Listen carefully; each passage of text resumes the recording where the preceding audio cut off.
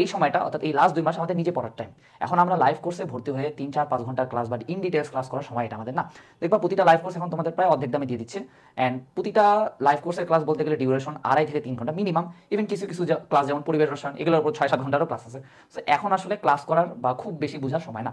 এই টাইমটুকু হলো আমাদের নিজে পড়ার টাইম, নিজেকে সময় দেওয়ার সময়। সো আমরা এই টাইমটুকুতে নিজে পড়বো, কোনো লাইভ কোর্সে এখন আমরা ভর্তি হবো না। আবার লাইভ কোর্সে ভর্তি হও কিন্তু খুব একটা লাভ নেই। সো এই সময় নিজে রুটিন বানায় আমাদের একটু পড়তে হবে। সো রুটিনটা কীভাবে বানাবো এটা আমরা একটু পরে বলতেছি।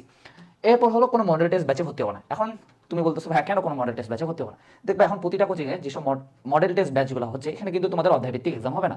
তুমি এর আগে অধ্যায়গুলো ভালোভাবে পড়ো না। এখন তোমাকে যদি আমি একদিন গ্যাপ দিয়ে বলি যে সামনের দিন পেপার ফাইনাল তোমার এক্সাম, তুমি কিন্তু পারবে না একদিনে পুরো একটা পেপার বা পুরো একটা বই আসলে ভালোভাবে পড়া পসিবল না একদম শুরুতেই।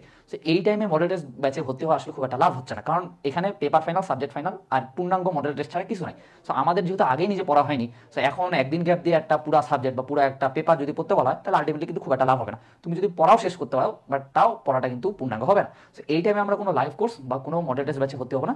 আমরা নিজেকে সময় দিব, নিজে নিজে ভালোভাবে পড়া ট্রাই করবো।